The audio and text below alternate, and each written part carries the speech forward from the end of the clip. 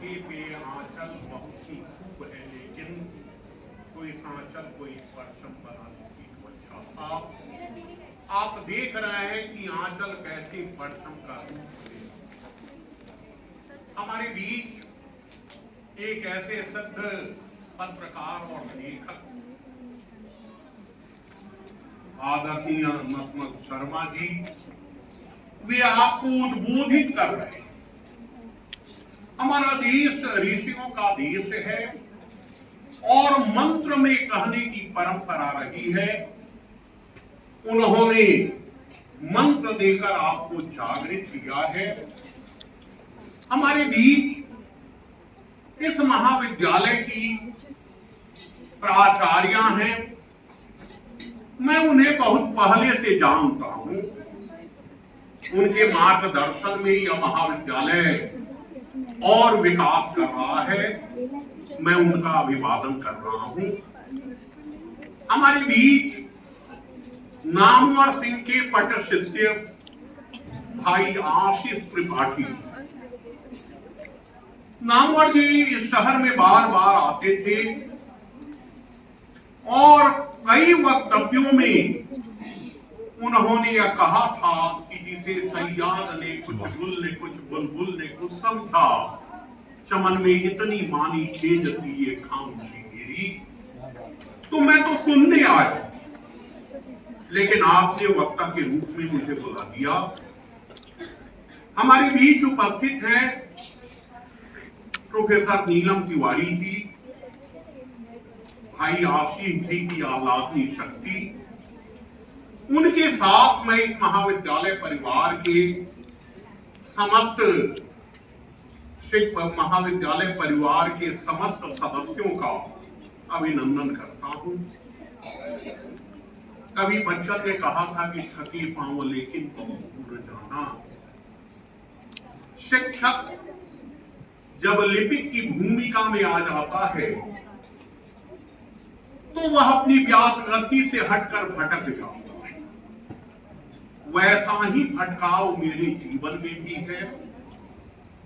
और जिस नामवर सिंह जी पर हम लोग बात करने चले हैं, नामवर जी के जीवन में भी भटकाव रहा है। नामवर जी जब छठी कक्षा में थे तो विद्यालय में उन्होंने काव्य पाठ किया था और गुरुओं की सराहना मिली थी। 1943 में जब वे 17 साल के थे तो उनकी कविता क्षत्रिय मित्र में छपी थी। उनका उपनाम हुआ करता था पुनीत। कविता साहित्य का प्रवेश द्वार। नामवर जी अगर श्रेष्ठतम आलोचक बने तो उनके आलोचक के निर्माण में उनकी कविता, उनके कवि कर्म का ऐतिहासिक योगदान है। मित्रों, नामवर जी का जीवन साधना, संकल्प और संघर्ष का जीवन रहा है। नामवर जी काशी हिंदू विश्वविद्यालय के अत्यंत मेधावी विद्यार्थी थे और एमए में ही उन्होंने हिंदी के विकास में अभ्रंश का योग विषय पर मतबंध तैयार किया। तो नामवर जी वहां से शुरू होते हैं जहां से हिंदी साहित्य शुरू होता है। चंद्रधर शर्मा गुलेरी ने उत्तर अपभ्रंश को पुरानी हिंदी की संज्ञा और नामवर जी वहां तक है जहां तक हिंदी साहित्य पहुंचा है। उनकी एक पुस्तक का, कई पुस्तकों का, लगभग 19 पुस्तकों का संपादन किया है भाई आशीष त्रिपाठी ने। एक पुस्तक है पुस्तक नामा, उसमें पूनम जी भी हैं और हमारे युवा साथी राकेश रंजन। यह सहृदयता और नई पौध को अभी संचित करने की यह शक्ति नामवर जी को उनके कवि रूप ने ही प्रदान की। तो नामवर जी की आलोचना की मुख्य विशेषता यह है कि वे लोकतांत्रिक भी है और संवाद परक भी है। वे वाद विवाद से संवाद की ओर उन्मुख होते हैं। नामवर जी 1953 में काशी हिंदू विश्वविद्यालय में अस्थायी व्याख्यान, 1959 में लोकसभा प्रत्याशी बनने के कारण उन्हें सेवा से निकाल, फिर वे सागर गए और 1 वर्ष भी पूरा नहीं हुआ, उनकी सेवा संतुष्ट नहीं हुई। वे लौट कर काशी आए और 1960 से लेकर फरवरी 1965 तक उन्होंने निरंतर अध्ययन किया, लेखन किया। कहानी पर उन्होंने जमकर लिखा।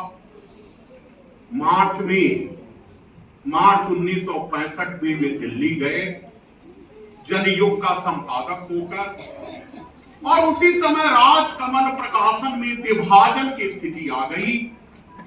ओम प्रकाश जी अलग हो गए, उन्होंने राधा कृष्ण प्रकाशन बनाया। कई लेखकों ने अपनी पुस्तकें वापस ले ली। प्रगतिशील लेखक संघ के अनुरोध पर उन्होंने राजकमल प्रकाशन में सलाहकार की भूमिका स्वीकार की और 1965 में वे हमारे शहर में आए। यहां कई लेखकों को प्रोत्साहित किया। 3 प्राध्यापक जो उस समय हमारे विश्वविद्यालय हिंदी विभाग में थे, प्रोफेसर कामेश्वर शर्मा जी, प्रोफेसर राम स्वारथ चौधरी अभिनव जी और प्रोफेसर सुरेंद्रनाथ दीक्षित, 2 की उन्होंने पुस्तकें ली, शोध प्रबंध लिया। एक का मधुर रस पर था और एक का भरत और भारतीय नाट्य का। उन्होंने कामेश्वर शर्मा जी से पंत की पुस्तक पर लंबी टिप्पणी लगाई और वह पुस्तक पाठ्यक्रम में आई। उसके बाद भी नामवर जी आते रहे, हमारे यहाँ पुनश्चर्या पाठ्यक्रम में आते रहे, हमारे यहाँ पुस्तकों के लोकार्पण में आते रहे, संगोष्ठियों में आते रहे। तो नामवर जी के बारे में कहा जाता है कि वे वाचिक परंपरा के आचार्य हैं। वाचिक परंपरा का आचार्य होना बहुत सहज नहीं है। घर से बाहर निकलकर लोक जीवन में पैठ बनाना, और काशी के ही गोपीनाथ कविराज ने कहा था कि लोक के अनुमोदन के बिना शास्त्र सिद्ध नहीं होता है। नामवर जी ने शास्त्र को भी सिद्ध किया। उनकी 19 पुस्तकों का संपादन किया है भाई आशीष त्रिपाठी ने। वे सारे व्याख्यान हैं। नामवर जी जो बोलते रहे, हमारे बिहार के आलोचक खगेंद्र ठाकुर ने भी उनके व्याख्यानों का एक संग्रह संकलित किया था। तो नामवर जी की पहचान पहले काव्यालोचक के रूप में बनी। जब कविता के नए प्रतिमान पुस्तक प्रकाशित हुई और उस पर उन्हें साहित्य अकादमी का सम्मान मिला, तो लोगों ने माना कि वे कविता के आलोचक थे। उसके पहले वे साहित्य की प्रवृत्तियों पर विचार कर चुके थे, छायावाद पर चिंतन कर चुके थे। बीच में वे प्रवचन, वे प्रवक्ता के रूप में घूमते रहे, पूरे देश को जागृत किया। और जब वे जोधपुर विश्वविद्यालय में गए तो वहां हिंदी के पाठ्यक्रम को एक नया रूप दिया। उन्होंने आधा गांव को पाठ्यक्रम में रखा, काफी विवाद हुआ, लेकिन जो लोग आधा गांव उपन्यास से परिचित हैं, ये यह जानते हैं कि उसकी मूल संवेदना सांप्रदायिकता से ऊपर उठकर मनुष्य को मनुष्य बनने की प्रेरणा प्रदान करनी है। तो नामवर जी ने पाठ्यक्रम का एक तरह से संयोजन किया और हिंदी में जो पाठ्यक्रम है वह बहुत कुछ उन्हीं का दिया। फिर वे के मुंशी भाषा विज्ञान संस्थान में आए, वहां से जेएनयू में प्रोफेसर अध्यक्ष होके गए। बाद में जब महात्मा गांधी अंतरराष्ट्रीय विश्वविद्यालय की स्थापना हुई तो वे उसके पहले कुलपति हुए। तो नामवर जी यायावर भी रहे, चिंतक भी रहे, कवि भी रहे। 1951 में जो उनका पहला ग्रंथ आया बकलम खुद, वह 17 निबंधों का संग्रह था।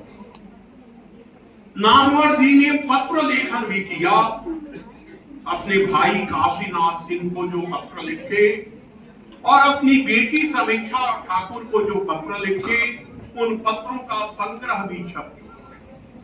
वे डायरी लेखक भी, लेकिन उनका आलोचना कर्म इतना प्रखर, इतना व्यापक है कि हम उन्हें एक आलोचक के रूप में ही देखने के आग्रही हो गए हैं। मित्रों, नामवर सिंह जब काशी हिंदू विश्वविद्यालय में थे उस समय भी वे अत्यंत लोकप्रिय प्राध्यापक। यह कारण नहीं है कि पृथ्वीराज रासो की भाषा पर उन्होंने शोध कार्य किया और उनके गुरु आचार्य हजारी प्रसाद द्विवेदी ने जब पृथ्वीराज रासो का संपादन किया तो उन्हें अपने सहकारी के रूप में। नामवर जी का एक महत्वपूर्ण योगदान आलोचना पत्रिका के माध्यम से आलोचना और नई रचना धर्मिता को प्रोत्साहित करते। जब वे आलोचना के संपादक हुए, उसके पहले श्री उदान सिंह चौहान, नंद दुलारे वाजपेयी और धर्मवीर भारती रघुवंश का यह संपादक मंडल द्वारा उसका संपादन हो चुका। नामवर जी ने जब संपादन किया तो आलोचना के साथ उन्होंने कविताओं को भी महत्व दिया। धूमिल जैसे कवि, धूमिल जैसे जन पक्षधर कवि नामवर सिंह के कारण ही साहित्य की मुख्य धारा में प्रतिष्ठित हुए।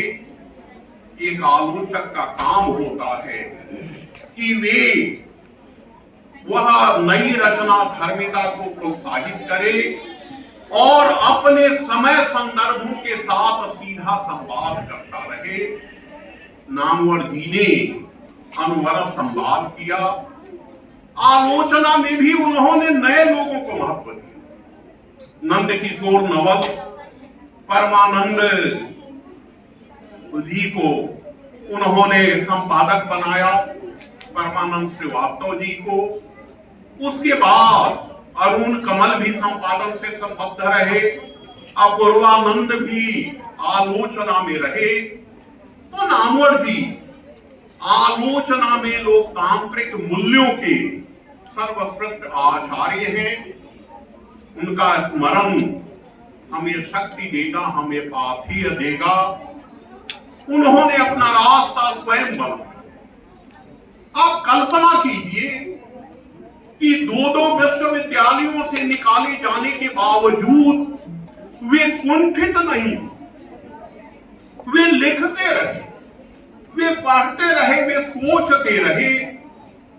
वसीम बरेलवी ने कभी कहा है कि मुझको चलने दो, अकेला है अभी मेरा सफर, रास्ता रोका गया तो काफिला हो जाऊंगा।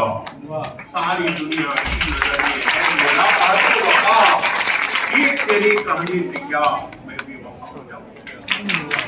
नामवर जी कभी भी वफा नहीं हुए।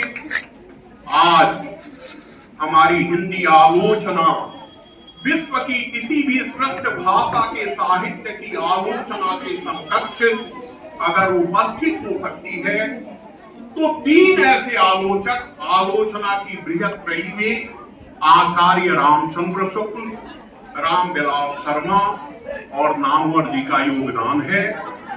हमारे बीच भाई आशीष त्रिपाठी। आप लोगों ने देखा होगा चुनाव के वक्त जब राष्ट्रीय स्तर के नेता के आने में कुछ विलंब होता है तो स्थानीय लोग कुछ कुछ बोलते हैं। तो मैं उसी भूमिका में आपके बीच था।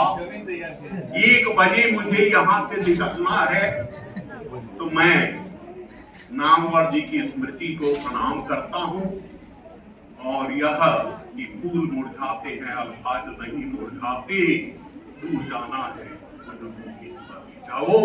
भाई आशीष त्रिपाठी के लिए मैं यह मंच खाली कर रहा हूं। ये तो आगे आएंगे, अभी सुनीता जी और रमेश जी भी यायावर हैं, कई भूमिकाएं हैं, कई दिशाएं हैं। तो आप सबका धन्यवाद करते हुए कि आपने मुझे सुना। एक अस्त व्यस्त आदमी को आप इतनी देर तक खेलते रहे, आप सब